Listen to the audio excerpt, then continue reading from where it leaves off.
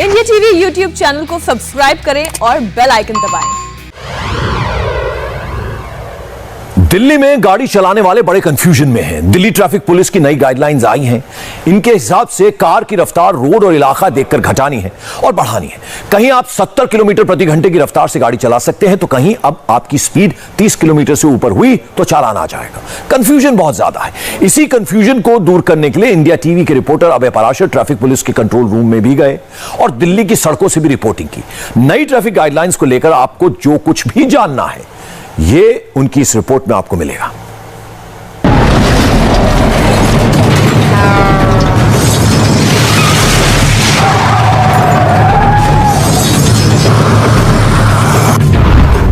ऐसे हादसे ना हो, बेलगाम रफ्तार पर ब्रेक लगे और सड़क पर जान ना जाए, इसके लिए दिल्ली में रफ्तार की नई बुकलेट आ गई है। अगली बार आप दिल्ली में ड्राइव करेंगे तो ये रिपोर्ट आपको जरूर देखनी चाहिए। ये रिपोर्ट देखेंगे तो दो बातें होंगी, आप सुरक्षित रहेंगे और आपका चालान भी नहीं कटेगा। इसकी नंबर प्लेट पर इस तरीके का स्क्वायर जो है ब्लू कलर का बॉक्स बन जाता है। इसकी नंबर प्लेट क्लियर हो जाती है और उसके बाद यह पता लग जाता है कि गाड़ी की स्पीड जो है वो तय लिमिट से ज्यादा थी। दिल्ली की स्पीड को अब नई कैटेगरी में बांट दिया गया है और किस रोड पर किस रफ्तार से ड्राइव करना है, इसकी पूरी इंफॉर्मेशन हम आपको देने जा रहे हैं। 70 किलोमीटर प्रति घंटा, 60 किलोमीटर प्रति घंटा, 50 किलोमीटर प्रति घंटा। अगर आपके पास कार है तो आपको किस रफ्तार से चलना है, अगर आपके पास मोटरसाइकिल या स्कूटर है तो आपको किस स्पीड से चलना है। इस वक्त हम मौजूद हैं टोडापुर में। दिल्ली ट्रैफिक पुलिस का कंट्रोल रूम है। ये वो कंट्रोल रूम है जो नजर रखता है कि क्या आपकी गाड़ी ने ओवर स्पीड का वायलेशन करा है या फिर रेड लाइट क्रॉस की है। ये कंट्रोल रूम कैसे काम करता है, आपकी गाड़ी 24 घंटे कैसे ट्रैफिक कंट्रोल रूम की निगाहों के अंडर में है, ये तस्वीरें आप देख लीजिए। दिल्ली की किसी सड़क पर किस रफ्तार से गाड़ी चलानी है, अब ये देखिए। क्योंकि इसे फॉलो नहीं किया तो आपका चालान होना तय है, क्योंकि अगली बार जब आपकी गाड़ी दिल्ली की सड़कों पर निकलेगी तो पुलिस की उस पर लगातार नजर रहेगी।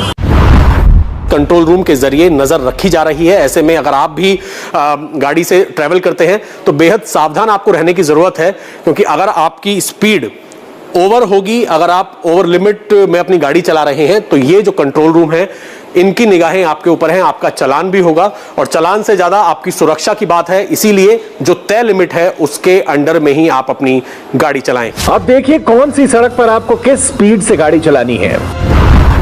अगर आप रिंग रोड पर गाड़ी चलाएंगे तो अब 60 किलोमीटर प्रति घंटे से ऊपर रफ्तार हुई तो चालान जरूर होगा।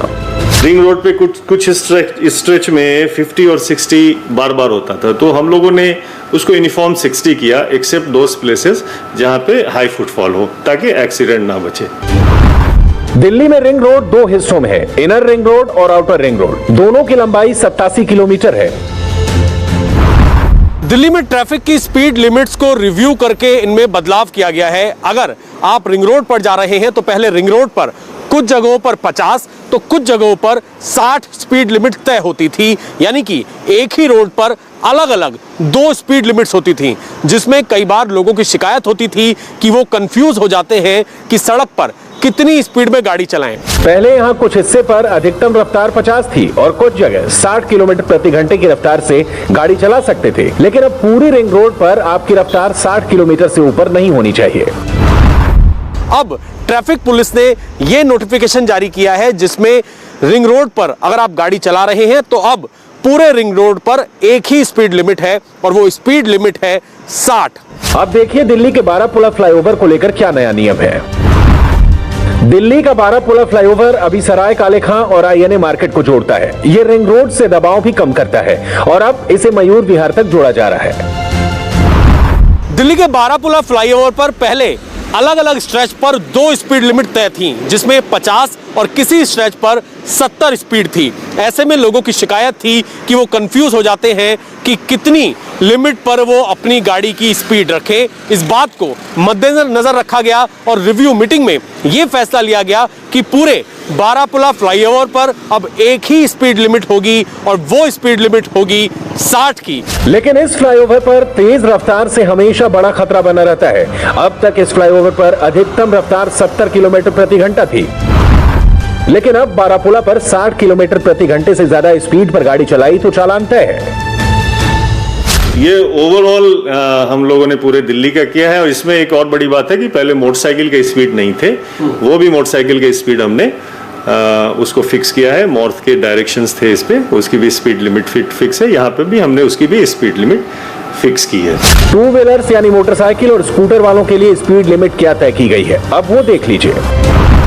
जहां बाकी गाड़ियों के लिए रफ्तार 50 किलोमीटर प्रति घंटे है, वहां उन्हें भी इसी रफ्तार से ड्राइव करना होगा। जहां 60 की स्पीड लिमिट है, वहां मोटरसाइकिल और स्कूटर्स को भी 60 की रफ्तार से ही चलना होगा। यानी अब दिल्ली में टू व्हीलर 60 किलोमीटर से ऊपर की रफ्तार पर ड्राइव नहीं कर सकते। तो टू व्हीलर के लिए अब अधिकतम रफ्तार 50 से 60 किलोमीटर प्रति घंटा होगी, जबकि थ्री व्हीलर्स के लिए यह रफ्तार 40 किलोमीटर प्रति घंटा रखी गई है। मोटरसाइकिल वालों की पहले स्पीड इंडिकेटेड नहीं थी। तो मोटरसाइकिल वालों की स्पीड है जहाँ पे 50 की स्पीड है प्राइवेट कार की, वहाँ पे मोटरसाइकिल की 50 की है। जहाँ पे प्राइवेट गाड़ियों की 60 की स्पीड है, वहाँ पे मोटरसाइकिल की टू व्हीलर्स की भी 60 रखी गई है। लेकिन जहाँ पे 70 है, वहाँ पर भी इनकी 60 रखी गई है। दिल्ली में ट्रैफिक का जो प्रेशर है उससे भी समझिए, क्योंकि बढ़ते हादसों की एक बड़ी वजह ज्यादा गाड़ियां भी हैं। दिल्ली में 1 करोड़ से ज्यादा गाड़ियां हैं और इनमें करीब 75 लाख तो टू व्हीलर ही हैं। नए नियमों के साथ दिल्ली ट्रैफिक पुलिस अब और सख्त होने जा रही है। इसी साल 1 जून तक 15 लाख चालान काटे जा चुके हैं।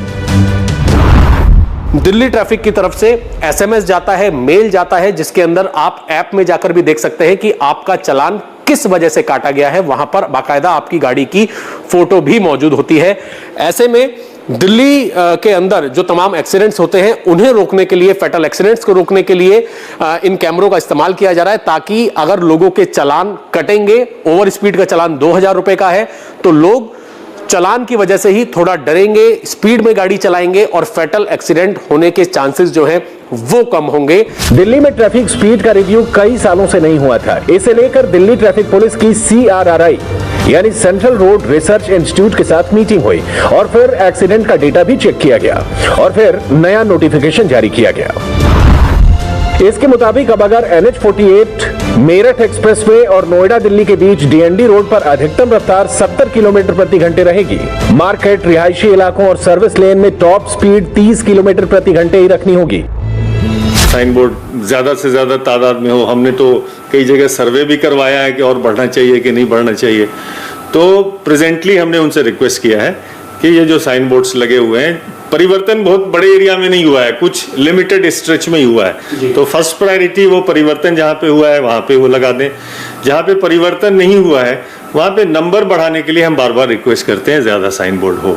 ऐसा क्यों किया गया है, इसे दिल्ली में सड़क हादसों की रिपोर्ट को देखकर समझा जा सकता है। दिल्ली में पिछले 1 दशक में सड़क हादसों में कमी आई है। इस ग्राफ को देखकर आपको पता चलेगा कि पिछले 10 सालों में दिल्ली में कितने हादसे हुए। 2011 से 2016 तक दिल्ली में हर साल 7 से 8 हजार सड़क हादसे हो रहे थे, लेकिन पिछले कुछ सालों में इसमें कमी आई है और पिछले साल इसकी वजह लॉकडाउन भी रही है। नमस्ते, मैं हूं मीनाक्षी जोशी। वीडियो और खबरों से अपडेट रहने के लिए India TV YouTube channel subscribe करें, बेल आइकन दबाना ना भूलें। जुड़े रहें इंडिया टीवी के साथ।